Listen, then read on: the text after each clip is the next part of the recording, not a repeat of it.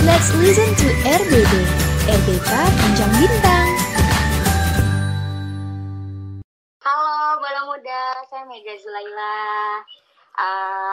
Teman-teman boleh panggil saya Mega. Saya dari Bekasi, Bala Muda. Saya bukan orang pintar, saya bukan orang paling kuat, saya juga bukan orang paling hebat.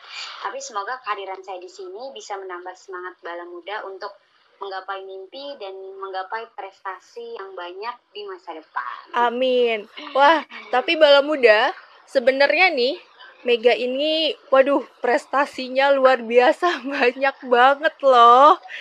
Nih yang pertama, jadi doi ini Mega memiliki achievement atau pencapaian luar biasa. Ini banyak banget awards-nya. 2020 ada 3 nih. 2020 awards-nya ada 3. Terus 2019 ada, waduh, banyak banget. Sampai keren sih. Keren banget ini. Mega juga merupakan speaker, moderator, juri, adjudicator, volunteer, dan organisatoris Bala Muda. Coba ya kita tanya-tanya nih ke Mega. Gimana sih cara kamu untuk ngatur waktu gitu? Sebegitu produktifkah atau gimana? Biasanya kalau saya mengatur waktu, biasanya saya lebih ke bagaimana ketika ada kendala, saya punya berbagai skenario. Jadi ketika saya punya banyak kegiatan yang harusnya saya bisa lakukan, tapi karena terbentur, kadang saya buat 2 skenario. Jadi saya selalu buat daftar kegiatan atau agenda dan saya tentukan prioritas dan urgensitasnya. Jadi misalkan ketika terbenturan, saya beri keterangan di pinggirnya tentang apa yang harus saya lakukan dengan kegiatan itu. Misal ada kegiatan yang bertabrakan, saya akan tulis bisa menghubungi dosen atau meminta izin dan sebagainya. Bahkan saya juga berkonsultasi dengan pihak-pihak terkait, misal orang tua, dosen, atau siapapun yang terlibat agenda saya. Jadi saya selalu mengatur waktu dengan bijak sehingga ketika ada kegiatan-kegiatan yang terbentur atau ada kegiatan-kegiatan yang bisa saya lakukan dan bisa saya datangi dan saya inginkan untuk datang, ya saya lakukan itu. Jadi mungkin saya selalu punya 2 skenario supaya kita tahu apa yang harus kita lakukan dari konflik-konflik atau ketika itu terbentur gitu. Jadi hal yang paling penting itu adalah tenang Bala Muda. Lakukan apa yang bisa Bala Muda lakukan dulu. Keren banget nih Bala Muda tips dari Mega. Nah, kemudian nih, gimana sih awalnya kamu mulai mencoba untuk meraih berbagai prestasi yang kini udah kamu dapet gitu? Oke, Bala Muda. Mohon izin ya, ini saya nggak bermaksud menggurui, tapi saya hanya berbagi pengalaman saja. Iya. Jadi gini Bala Muda, saya ini orang Bekasi yang pengen banget naik pesawat. Wow. Karena teman saudara-saudara saya, teman-teman saya itu tinggal di Bekasi. Bahkan paling jauh itu ya sekitar Jakarta. Jadi yang tidak menempuh transportasi menggunakan pesawat gitu. Sehingga saya mulai remaja, dewasa, dan saya kuliah, saya membuka pikiran saya untuk terus, oh ternyata pendidikan itu luas, oh masa depan bisa kita lakukan ketika kita punya persiapan. Saya masuk di PBSI, jurusan Pendidikan Bahasa dan Sastra Indonesia. Saya menjadi mahasiswi sekaligus mahasantri. Saya banyak belajar, saya membuka pikiran saya, dan di tahun 2017 saya menjadi mahasiswa baru. 2018 saya ikut kegiatan volunteer. 2018 Juni 2018 saya mengikuti kegiatan yang namanya AFLES. Jadi AFLES ini ASEAN Future Leader Summit. Ini program menarik selama 14 hari tentang kepemimpinan dan kepemudaan di berbagai pemuda di ASEAN. Sehingga saya banyak komunikasi tentang bagaimana sih teman-teman di ASEAN untuk membangun ASEAN di tahun 2030 dengan kompetensi, kemampuan, hal lainnya. Saya bertukar pikiran sehingga dari kegiatan AFLES ini kita tidak stuck di situ aja, kita tetap berkomunikasi sehingga saya mendapatkan banyak informasi tentang kegiatan-kegiatan yang ada di universitas ketika saya mengikuti kegiatan di AFLES. Sehingga banyak teman-teman di ASEAN yang selalu bilang, Mega, this is something that I'm gonna miss. Mega, ayo kesini. Mega, aku kangen kamu. Mega, ayolah ikut kegiatan ini. Sehingga ketika teman-teman saya memberikan informasi itu, saya datang, saya ikutin kegiatannya, dan dari situ saya punya teman-teman lagi dari kegiatan-kegiatan, sehingga alhamdulillah sudah banyak kegiatan yang saya ikuti, baik di Singapura, Filipina, Vietnam, Thailand, dan banyak lainnya di negara ASEAN. Masih ranah ASEAN sih, bala muda. Wah, tapi meskipun masih ranah ASEAN tetap keren loh, Mega, beneran deh. Nah, coba dong ceritain pengalaman kamu terkait prestasi yang dalam 2 tahun terakhir ini diraih. Oke, 2 tahun diraih. Jadi Januari 2019 saya ikut UST Model ASEAN Meeting di Manila, Philippines. Ini juga saya dapatkan informasi ini dari teman saya saat di AFLES. Dan kegiatan UST Model ASEAN Meeting ini ada 3 kategori. Di situ kita membahas budaya, politik, dan ekonomi. Dan kebetulan saat itu saya mendapatkan tentang social culture. Saya jadi Menteri Pendidikannya Malaysia saat itu. Saya membahas bagaimana sih pendidikan di Malaysia. Saya memang delegasi Indonesia, tapi saat itu saya terpilih menjadi Menteri Pendidikan di Malaysia. Karena jadi di UST Model ASEAN Meeting ini kita membahas bagaimana sih pendidikan, budaya dan politik di tahun 2030, sehingga peran pemuda dari berbagai latar belakang ASEAN ini mempunyai critical thinking, bagaimana sih kita melakukan hal-hal yang harus kita lakukan di tahun 2030. Lebih kepada bagaimana sih persiapan-persiapan itu gitu. Dan saya banyak dapat bagaimana saya melihat bagaimana pendidikan di Malaysia itu sangat bagus nanti di tahun 2030. Bagaimana Indonesia, pariwisata dan budayanya akan naik di tahun 2030. Bagaimana, iya kayak gitu-gitu. Jadi saya banyak dapat pengetahuan, ternyata ini loh yang dikasih ASEAN, dan harusnya ini loh pemuda-pemuda Indonesia atau pemuda-pemuda di ASEAN yang dilakukan. Itu Januari 2019. Masuk ke Maret 2019 saya ikut lomba debat bahasa nih, bala muda. Nah, alhamdulillah kebetulan aja jadi terbaik dan dilabeli sebagai the best speaker. Dan kemudian Agustus 2019 saya juga mengikuti simposium PPI Dunia Johor Bahru Malaysia. Jadi menariknya dari simposium PPI Dunia ini saya nggak daftar. Saya nggak daftar, tapi saya punya teman dari mahasiswa Indonesia yang ada di Pakistan. Jadi di Pakistan ini setiap negara, jadi simposium PPI Dunia ini mempersatukan pelajar Indonesia yang ada di berbagai negara yang sedang belajar, terus disatuin, terus bagaimana sih membangun Indonesia. Nah, jadi di Pakistan ini, untuk delegasi Pakistan, dia ini harus mengirimkan 2 delegasi. Saat itu ketuanya teman saya, namanya Kak Dea, dan satu lagi itu nggak keluar visanya, sehingga masih ada satu lagi peluang untuk bisa ikut, dan itu semua sudah dibiayakan. Karena visanya nggak keluar, teman saya hubungi saya, Mega bisa nggak datang kegiatan ini, dan kebetulan saya bisa. Ya udah, dengan alhamdulillah, dengan atas izin Allah, nikmat Allah dan rezekinya, ya alhamdulillah saya ikut kegiatan di simposium itu gitu. Alhamdulillah. Nah, BTW ada nggak sih? Dan lanjut ke November 2019 nih, saya alhamdulillah setelah ikut kegiatan simposium, saya mengikuti kegiatan dari Kemenpora, dan alhamdulillah terpilih menjadi pemuda hebat.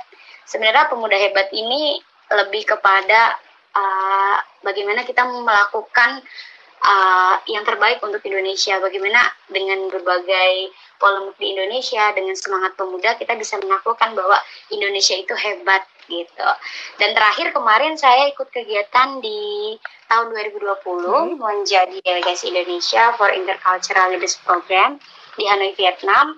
Jadi di Hanoi, Vietnam juga kita membahas bagaimana sih banyak perbedaan di Vietnam. Kita tahu Vietnam bahwa negara yang liberal, Vietnam negara yang 85% tidak mempunyai agama, mungkin seperti itu. Jadi kita benar-benar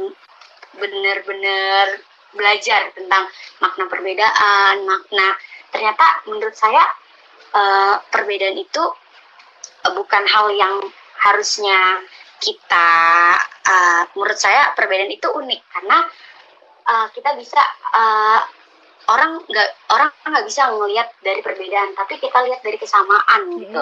Ternyata makna dari agama itu ya hanya satu, kebaikan gitu. Jadi ketika kita berbuat baik, kita juga bisa mendapatkan hal-hal baik dengan diri kita gitu sih.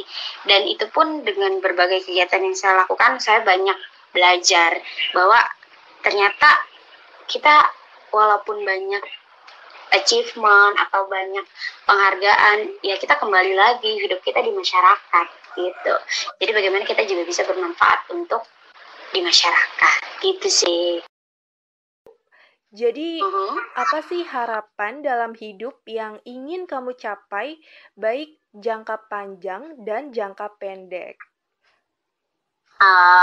Oke, kalau jangka pendek ini sih sebenarnya saya pengen banget kumpul dengan keluarga saya pengen makan bareng atau sahur bareng, apalagi momen-momen di Idul Fitri, Hari Raya, pengen banget jangka pendek. Tapi kalau untuk jangka panjang, saya ingin punya bisnis, komunitas untuk mengembangkan kemampuan pemuda Indonesia. Itu panjang. Wah, Bala Muda, ya. Ada lagi nggak nih harapannya? Harapannya ya itu aja sih, jangka pendek ya wabah ini cepat sembuh, cepat pulih, sehingga banyak kegiatan-kegiatan yang harus dilakukan gitu, karena masa pandemi ini masa yang sebenarnya banyak belajar, tapi juga adalah sisi-sisi di mana bosan, di mana udah itu lagi, ini lagi. Itu aja sih. Wah, Bala Muda, ini kita aminkan bareng-bareng ya. Amin. Untuk kiat-kiat berprestasi nih Bala Muda, pertama adalah potensi diri. Jadi kita fokus pada kekuatan Bala Muda apa. Kalau misalkan Bala Muda nggak tahu, kontemplasi.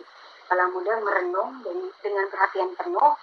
Bala Muda kenali diri kamu lebih dalam, ambil buku, ambil pulpen, tulis potensi kamu yang lebih dominan di mana, hal yang nggak kamu sukai apa, segala mimpi dan harapan kamu dicatat, tulis, dan renungkan.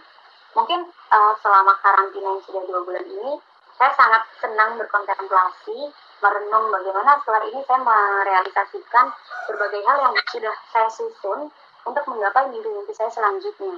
Nah, saat kita berkontemplasi, kita pahami, kita belajar, kita kuasai intelektual dan bahasa. Bahkan memang sebenarnya bahasa Inggris sudah menjadi bahasa yang minimal gitu. Nah, tapi lebih dari itu, ya kita satu lagi ya persiapan. Karena ketika kita punya persiapan, maka kesempatan dan masa depan kita semua sama. Nah, itu yang pertama adalah potensi diri. Kemudian dari potensi diri ini kita bisa cari peluang impian yang mengakomodir kekuatan dan kelemahan kita. Nah, misal kita ikut kompetisi, organisasi, dan berbagai hal lain, sehingga kita tahu, oh ternyata potensi saya di sini, oh ternyata potensi saya masih kurang di sini. Kita tahu apa yang harus kita lakukan. Nah, kemudian ketika kita mau melakukan sesuatu hal yang ingin kita capai, kita juga harus punya niat yang lurus. Misal, banyak dari teman-teman saya yang ketika, Mega gimana sih cara keluar negeri, Mega gimana sih cara ikut debat, bagaimana sih cara menyampaikan argumentasi yang bisa diterima orang gitu, yang masuk akal dan lain sebagainya. Banyak ketika orang yang ingin melakukan tapi niat dia nggak lurus. Kadang banyak orang yang pengen keluar negeri tapi cuma sekadar jalan-jalan gitu. Banyak orang yang ingin menang tapi hanya sekedar ingin menang diri sendiri. Padahal hakikatnya ketika kita ada di atas, kita juga harus bisa ajak orang untuk naik ke atas gitu. Itu yang itu yang selalu saya tanamkan dalam diri saya. Kemudian yang ketiga nih Bala Muda, bagaimana untuk cara kita kiat-kiat berprestasi. Kita juga bisa proaktif. Proaktif di sini kita mencari peluang atau mengejar impian, bahkan Misal kalau kita mau ikut kegiatan event-event di luar negeri, kayak misalkan kegiatan internasional, kayak student exchange atau volunteering atau kegiatan lainnya. Kalau saya sih kan karena saya ikut kegiatan AFWES, jadi saya punya teman-teman yang itu dari grup-grup dan dari teman-teman yang kasih informasi. Nah, selain itu Bala Muda kita harus perkuat CV. Jadi CV itu akan menjadi tameng kita karena banyak pemberi kegiatan baik nasional maupun internasional melihat sejauh mana sih track record kita atau apa aja sih yang udah kita lakukan. Nah, teman-teman atau Bala Muda bisa isi baik dari akademisi ataupun organisasi hal lainnya yang Bala Muda sukai gitu. Terus persiapan juga menulis karena biasanya kegiatan untuk berprestasi juga banyak kegiatan menulis, entah itu esai, entah itu motivation letter atau berbagai hal lainnya. Kemudian yang keempat itu menabung nih Bala Muda. Banyak dari teman-teman saya ketika dia mau melakukan sesuatu tapi terkendala di biaya gitu, karena terkadang kegiatan-kegiatan di luar negeri atau kegiatan-kegiatan di dalam negeri pun membutuhkan biaya, sehingga ketika kita punya tabungan atau simpanan, kita juga punya persiapan untuk menaklukkan apa yang sudah kita lakukan gitu. Dan yang terakhir, selalu libatkan orang tua kita, minta doanya, ketuk pintu langit. Percayalah bahwa doa-doa yang telah sampai di langit itu tidak akan pernah hilang. Ia akan kembali membawa jawaban di waktu yang tepat. Dan percayalah, hanya doa, dia pergi dan pasti akan kembali. Gitu sih Bala Muda. Wah, Bala Muda ini harus dicontoh banget ya. Nah, Mega, terakhir sebelum siaran kita selesai, pesan-pesan motivasi untuk Bala Muda nih. Oke. Kesan-pesan untuk Bala Muda, jangan pernah kita membandingkan diri kita dengan orang lain atau merasa diri kamu tidak melakukan apa-apa sementara yang lain selangkah di depanmu. Kita tahu bahwa New York 3 jam lebih awal dari California, tapi bukan berarti California itu lebih lambat. Tapi ada juga orang yang masih sendiri, ada orang yang sudah menikah, bahkan punya anak, ada orang yang lulus kuliah di usia 22 tahun tapi menunggu 5 tahun untuk bekerja. Obama, kita tahu Obama pensiun jadi presiden di umur 55 tahun, tapi Trump maju jadi presiden di umur 70 tahun. Dan ini yang dinamakan zona waktu, setiap orang berbeda. Jadi setiap orang di dunia ini tuh berlari di perlombaannya dan dalam waktunya masing-masing. Allah punya rencana untuk setiap orang. Jadi jangan iri pada bentuk pencapaian orang lain. Yang terpenting dalam hidup ini terus berusaha dan berkarya yang terbaik. Jadi bekerjalah sesuai zona waktumu, semua akan indah pada waktunya.